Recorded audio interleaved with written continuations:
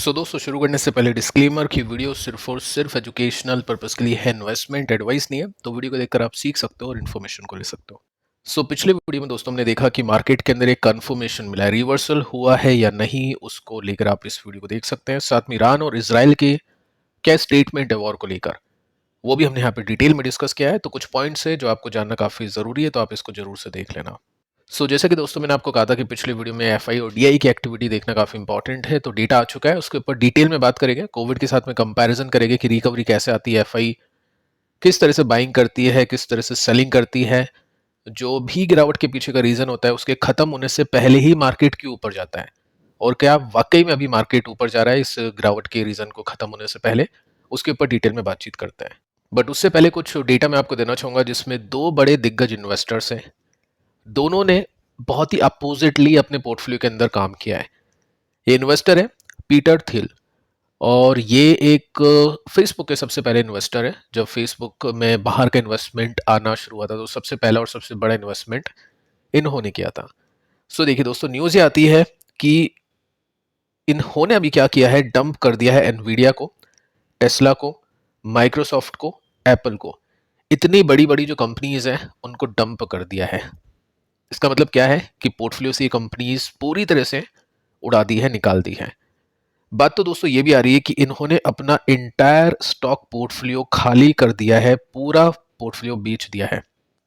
Hedge fund भी चलाते हैं ये, इसमें स्टॉक्स में इन्वेस्ट करते हैं, लेकिन अभी इन्होंने पूरा का पूरा पोर्टफोलियो बेच दिया है, ये सोचते हुए कि मार्केट यहां से और नीचे गिरेगा तो जो भी कैश है, 100% कैश है, उसको मैं यूज करूंगा। अब कमेंट में आपके काफी सारे कमेंट मैंने देखे जिसमें किसी इन्वेस्टर ने 60% लगा दिया है, 40% कैश है, बहुत बड़ी अमाउंट है। किसी इन्वेस्टर के पास में कैश नहीं है, लेकिन यहाँ पे पूरा का पूरा पोर्टफोलियो बेचकर 100% कैश में ये इन्वेस्टर बैठे हुए हैं। अगर मैं वॉरेन बफेट की बात करूं तो जितनी उनकी वैल्यू है 50% स्टॉक्स में है और 50% कैश में है। ठीक है, तो चलो ठीक है, अब वो रिटायरमेंट उन्होंने ले लिया है, आगे चल के जो भी आ चुके हैं वो संभालेगी चीजों को। लेकिन यहाँ पे आप देख सकते हैं पीटर ने पूरा पोर्टफोलियो बेच दिया। और साथ में आप ये देख सकते हैं ये लेजेंडरी बिजनेसमैन है, इन्होंने पेपाल में फर्स्ट इन्वेस्टमेंट किया था एलोन मस्क के साथ में, फिर टेस्ला में इन्वेस्टमेंट किया था, फेसबुक में इन्वेस्टमेंट किया था। इनको बिजनेस की काफ़ी बड़ी नॉलेज है। पेपाल को इन्होंने एग्जिट किया था, फिर उसका जो एक्सपीरियंस है बाकी स्टार्टअप में लगाया था, फेसबुक में भी अपने एक्सपीरियंस को यूज़ किया था, पैलेंट्री टेक्नोलॉजीज के अंदर भी अपने डेटा एनालिटिक्स स्किल्स को यूज़ किए इन्होंने, और उसमें भी स्टेक इन्होंने लिया है। ठीक है, तो ये सब चीज़ें आप देख सकते हैं, एक बड़े इन्वेस्टर है और एक बिलियनर है। कैपिटल भी काफ़ी ह्यूज है। साथ में आप देखोगे ना तो इनके पास में क्या क्या है, एनवीडिया, टेस्ला, ये सभी कंपनीज है जिनको इन्होंने बेच दिया है, पूरी तरह से बेच दिया है। साथ में आप देख सकते हैं सब कुछ बेचकर इन्होंने क्या किया है, लिक्विड जमा किया है। लिक्विड जमा किया है यानी कैश जमा किया, ये कैश की तरफ शिफ्ट हो चुके हैं। और जो भी इन्वेस्टर के पास में ज्यादा कन्विक्शन होता है कि चलो ठीक है अभी कैश में शिफ्ट होना काफी जरूरी है, वो कैश में शिफ्ट होता है। अपने पास में जितना कन्विक्शन था अपन उतना कैश में शिफ्ट हो गए, 10% 15% जितना भी हो सकता है। लेकिन यहाँ पे 100% कैश में शिफ्ट होना इट्स वेरी डिफिकल्ट। और टैक्स को भी ध्यान में रखना होता है कि हमको बेचना है, फिर खरीदना है, कैपिटल गेन टैक्स अपने को देना है, फिर ब्रोकरेज देनी है। वहाँ पे इतना कुछ खास नहीं होता है यूएस के अंदर, लेकिन यहाँ पे काफ़ी दिक्कतें होती है। तो इस तरीके की सिचुएशन यहाँ पे इंडिया के अंदर भी है, लेकिन यहाँ पे ये डिसीजन लेना ठीक नहीं है। लेकिन मैं आपको बता रहा हूँ क्योंकि इन्वेस्टर्स एक ही क्रैश के अंदर दो तरह के व्यूज़ और जो एक्शन है वो ले सकते हैं।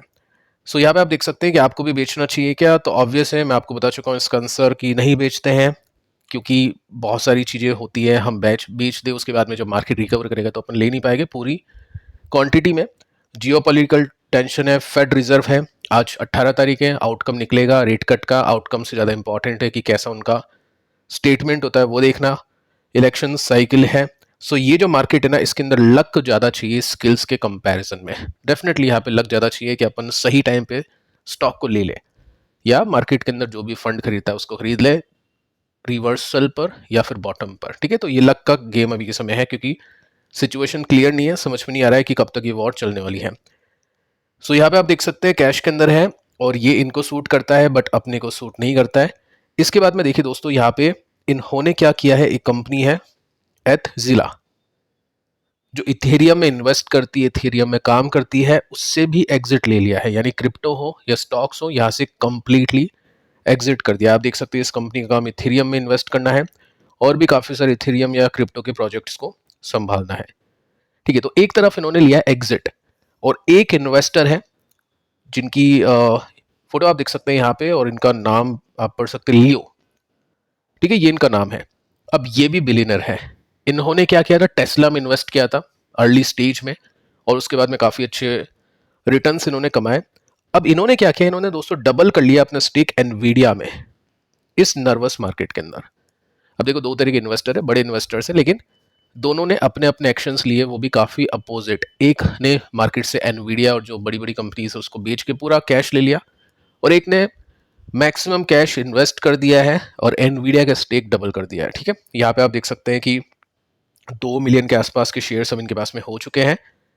साथ में प्रॉमिस किया था कि एडिशनल 1 मिलियन शेयर्स में एनवीडिया के खरीदूंगा, ट्विटर के ऊपर कहा था, और वैसा का वैसा काम इन्होंने किया, और ये स्टेक बढ़ के भी किस में हो चुका है 3 मिलियन स्टॉक के आसपास। न्यू परचेज के बाद में आप देख सकते हैं इनके एक्स हैंडल के ऊपर भी 17 मार्च का डेटा आपको देखने को मिलेगा, जिसमें पहले इन्होंने लिया 2.6 मिलियन स्टॉक, उसके बाद में 2.9 मिलियन स्टॉक ले लिया। तो अल्टीमेटली ये जो इन्वेस्टर है इस मार्केट के अंदर दबा के बाइंग कर रहे हैं। अब कुछ दिनों बाद दोनों में से एक इन्वेस्टर गलत जाएगा। हम भी, हो सकता है काफ़ी इन्वेस्टर्स बेच रहे हो, काफ़ी खरीद रहे हो, तो उसमें से भी अपन भी गलत जा सकते हैं, जो भी हो सकता है, पॉसिबल है। सो यहाँ पे मार्केट के अंदर दो चीज़ें हैं, और इसको करने के लिए आप क्या कर सकते हैं, रिस्क मैनेजमेंट कर सकते हैं। यानी आपको ए इन्वेस्टर की तरह भी नहीं करना है, जो कि है पीटर, और लियो की तरह भी नहीं करना है। आपको बैलेंस रखना है, यानी पूरा पोर्टफोलियो बेच के कैश भी नहीं करना है, और पूरा कैश लगा के कुछ ही कंपनी के अंदर बहुत ज़्यादा स्टॉक्स भी नहीं खरीदने हैं।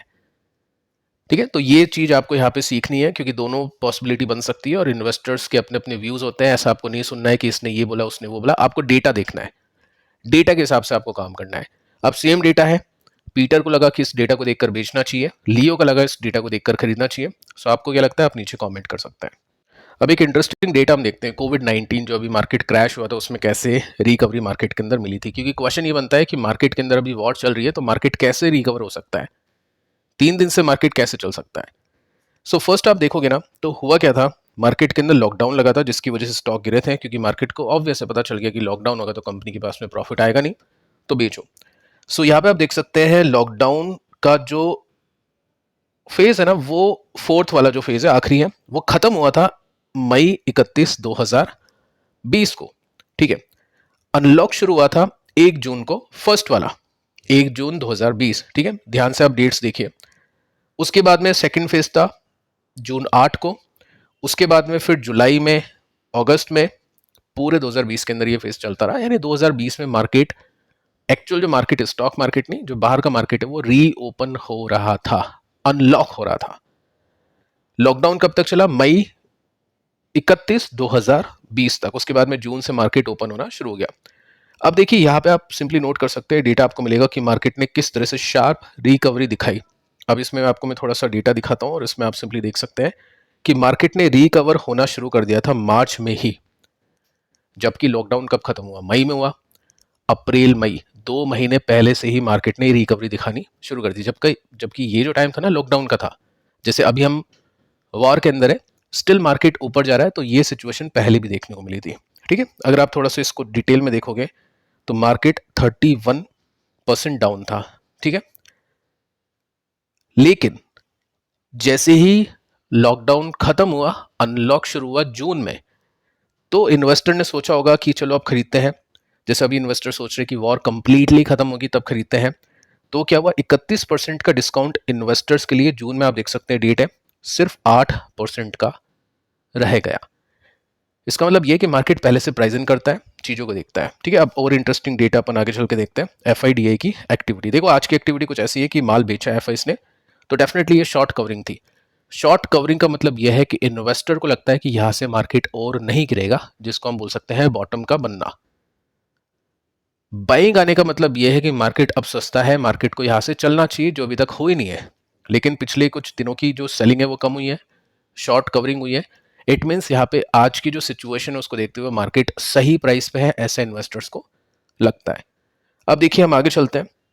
डीआईएस ने 3200 कुछ करोड़ की बाइंग की है, एफआईएस ने 2700 करोड़ के आसपास की सेलिंग की है। ठीक है, सेलिंग कम हुई है। अब एक और इंटरेस्टिंग डेटा आप देखो, हुआ क्या है कि मंथली इन्वेस्टमेंट 2020 का मैं आपको दिखाऊंगा, जिसमें जनवरी में एफआई ने 1200 करोड़ के आसपास का इन्वेस्टमेंट किया, नॉर्मल से इन्वेस्टमेंट है। उसके बाद में फरवरी की बात करें तो फरवरी में 1820 करोड़ का इन्वेस्टमेंट किया था, कि कोविड का कुछ सीन था नहीं, कोविड-19 नाम है लेकिन इंडिया में 20 में आया था, ठीक है। अब जैसे मार्च में कोविड आता है, 61,000 करोड़ की बिकवाली की थी, मैसिव पैनिक था 2020 में कोविड-19 के लॉकडाउन का। अप्रैल में अगर आप देखोगे ना तो इस समय भी लॉकडाउन के अंदर था, लेकिन सेलिंग थोड़ी थोड़ी कम हुई, ठीक है, जो अभी आप 3 दिन की देख चुके हो। उसके बाद में क्या हुआ, मई में जो मार्केट ने रिकवरी दिखानी शुरू की, उस समय 14,000 करोड़ की बाइंग की थी एफआई ने। FI turn net buyer, support by large block deals, बड़ी क्वांटिटी में स्टॉक्स उठाना शुरू कर दिया। एफआई अगर ये करेगी अभी तो ठीक है, अपन सोचेंगे कि यहाँ पे अब चीजें रिवर्स हो चुकी है, लेकिन पहले सेलिंग कम होती है, उसके बाद में बाइंग आती है। जून की बात करें, अब देखो यहां से क्या हुआ, लॉकडाउन हटना शुरू कर दिया, स्ट्रॉन्ग बाइंग आई, लिक्विडिटी जुलाई में आप देख सकते हैं, अगस्त में आप देख सकते हैं, बड़ी बाइंग एफआई ने शुरू कर दी 60,000 बेचने के बाद में। सितंबर में सेकंड वेव थी तो थोड़ा सा प्रॉफिट बुक कर लिया, अक्टूबर में बड़ी बाइंग, नवंबर में और बड़ी बाइंग, दिसंबर में और बड़ी बाइंग। अब यहाँ पे रिटेल इन्वेस्टर्स भी आ गए थे, तो इस वजह से यहाँ पे चीज़ों को इस तरह से घूमता हुआ हमने देखा। तो क्वेश्चन यही है, देखते हैं इंडिकेटर, यहाँ पे एफआईज ने सेलिंग कम की है, शॉर्ट कवरिंग हुई है, तो मार्केट को लग रहा है कि आज की सिचुएशन के हिसाब से बॉटम बन चुका है। लेकिन मार्केट चलेगा कब, जब एफआईज बाय करेगी, एफआई को लगेगा कि यहाँ से मार्केट सस्ता हो चुका है, और वो कब लगेगा कि अगले कुछ क्वार्टर में नंबर्स अच्छे आने वाले होंगे, और वो कब होगा, जब क्रूड सस्ता होगा। तो ये कुछ ट्रिगर्स हैं जो आपको भी मिल रहे हैं, और मैं आपको बता चुका हूँ कि फर्स्ट बाय इन्वेस्टर कब करेगा पिछले वीडियो के अंदर टेक्निकली, तो उसको आप जरूर से चेक कर लेना। सो कॉन्टेक्स्ट एक बार हम देख लेते हैं कि यहाँ पे 61,000 माल बिका था ना, तब देखो निफ्टी रफली 20% गिरा था। आज 61,000 तो माल आधे महीने में बिक जाता है, लेकिन निफ्टी गिरता नहीं, क्योंकि डीआई का सपोर्ट है। तो सोच लो अगर अभी डीआई का सपोर्ट नहीं होता तो मार्केट यहाँ से 30-35% नीचे होता इजीली। फिर रिकवरी भी अच्छी आई थी, और वो एफआई की तरफ से आई थी, सेलिंग भी एफआई की तरफ से, गिरावट भी, टीजी भी, सब कुछ एफआई की तरफ से आएगी। इसलिए एफआई का डेटा देखना काफी इंपॉर्टेंट है। पिछली वीडियो को आप देख लेना, मिलते हैं नेक्स्ट वीडियो में, तब तक के लिए बाय बाय।